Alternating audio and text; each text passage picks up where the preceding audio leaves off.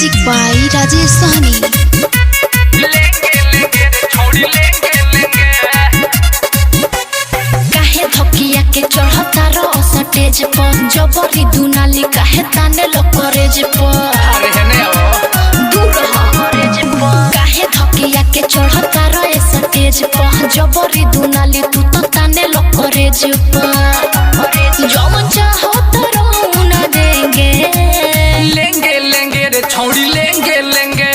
नहीं देंगे रे बाबू तुमको ना देंगे लेंगे रे छौड़ी रात भर लेंगे ढेर बोलता रहो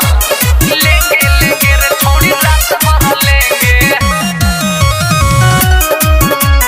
नहीं देंगे रे बाबू तुमको ना देंगे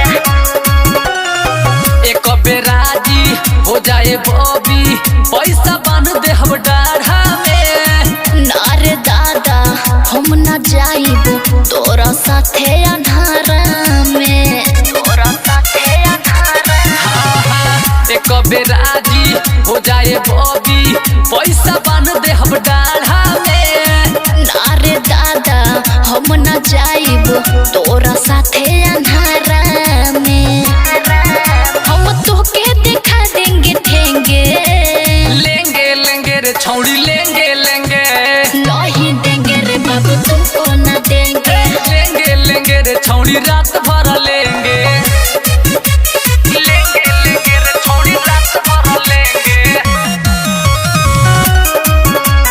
नहीं देंगे रे बाबू तुमको ना देंगे सोटो न पजरी एहो करे जा